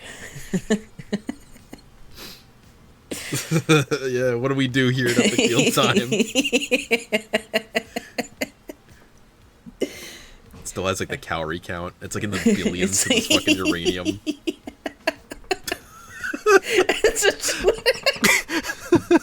That's a 200 billion block of uranium. And here at Epic Mealtime, we made our own homegrown uranium enrichment process. We've turned our home into a heavy water enrichment facility. Uranium infused Ben Roethlisberger. That's a 300 billion calorie Super Bowl burger.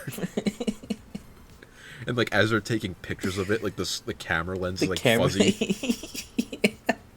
The burger's glowing a little bit. Muscle's glasses kind of just like pukes a little bit in his mouth. Fucking I can't remember. I don't know any other names of the people from I don't either. Just like the main guy with the beard, like his beard starts like his hair starts out falling in patches. out. I don't feel too hot, boys. Muscle's glasses goes to pick his nose and it falls off.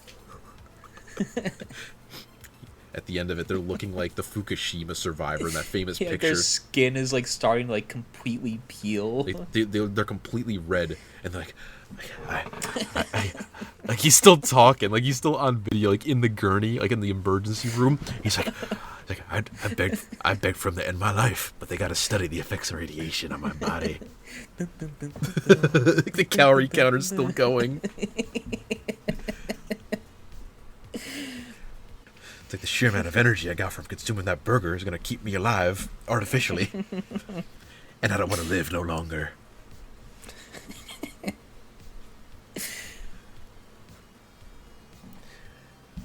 I hope Epic Mealtime doesn't sue us. Epic Mealtime is a fucking defunct entity. I think we're safe. You'd think. He's been waiting for that comeback. Yeah, they could really pull I something. make cooking videos on Facebook now. And here at Epic Mealtime, we cook the metal can of beans in the microwave. We put the metal can of beans on high for 10 minutes. You gotta make sure to watch it cook. It It's like 2 inches away from the window of this microwave. I like to watch the process unfold. And it explodes. It cuts. And then, all the way back, you like wake up like I'm afraid it's been 9 years. 9 years. Oh my god. Like they show him Who won like the Super Bowl? they show him the X-ray of like all the metal fragments in his body. He has a big fucking Piece of metal thin can piece sticking out of his tin forehead. metal sticking out of his head that still has like the wrapper on it, so it still says like Heinz. Like It's like the sharp like, Heinz baked beans. it's like the sharp top of the can that gets like peeled off. That's like what's stuck in his forehead. It's like, your arm was perfectly fine, but we chopped it off anyway. He doesn't like freak out, so they don't have to like put him under. It's like, oh. Yeah. But what about him? It's like Muscle's glasses. Pull the plug. We don't need him. We can make another.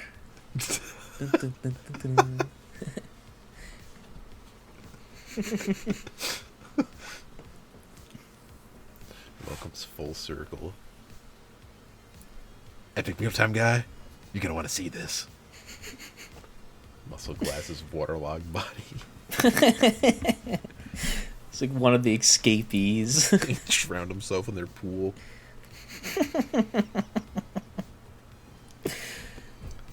The autopsy shows he ate the entire chlorine puck before he drowned. That's 150 calorie puck of chlorine. Here for Mealtime. We just want to live.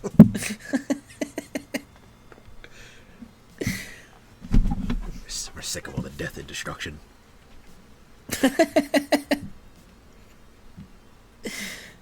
The only way to fix the I'll human believe race. him for a second. The only way to fix the human race is to wipe the slate clean.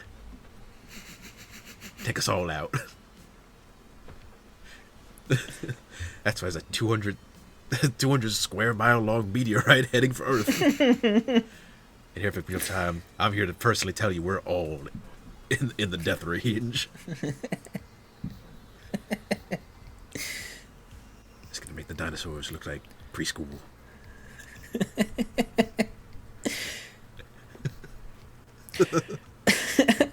That's a Mars-sized planetoid headed towards Earth. Mars-sized.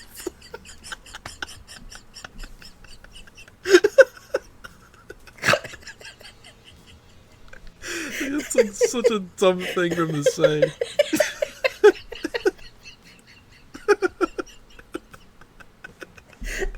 How does he know? He's got like a NASA telescope, like observation deck. They're always on the lookout.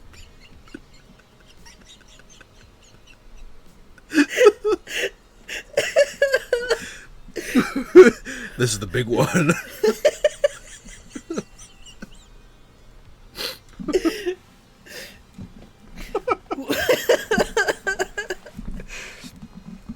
It's like they're so committed to doing this bit that like all expenses paid to search around the globe for any like world-ending threats that might like threaten their rule.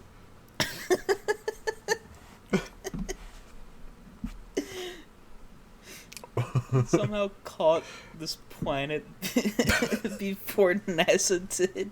Like any other space agency, no one knew.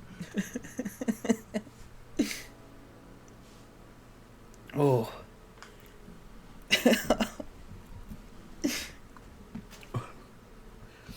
We got about 9 minutes. Jesus Christ. It's like coming so you can like, see it getting closer. How fucking fast is it going? Too fast. How far away was it when they spotted it? It was like, I didn't know when I was seeing it. It is Mars. It just erroneously decided to start moving towards Earth at like 100 like million light years an hour. I guess it would be terrifying if it was like a Godzilla-ass like Planet X that just showed up. And that would be like a horrifying thing to think about. That there could, by all means, be like a planetoid out of like a solar orbit, I guess, that's just hurtling in the exact direction of Earth. That has like a Halley's Comet type trajectory. Yeah. Where it goes like super far out. Yeah. And the worst part too is like the second it gets caught on like the sun's gravitational pull, it like slingshots it right at us. There's no way we're surviving this one, brother.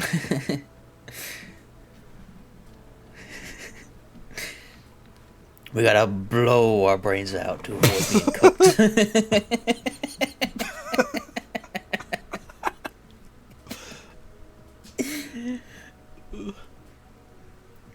We gotta launch the moon. Yeah? The fuck is that gonna do? Take the final gambit to like get rockets on the moon and like launch it at the direction of like Planet X to try to like fuck over its trajectory at the last second.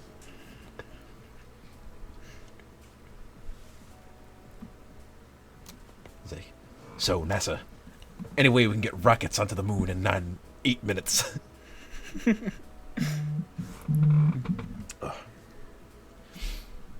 Oh boy, I don't know. I think we've said enough. Yeah. Let's cut it off now while things are Crying at that Mars part. That really took it out of me.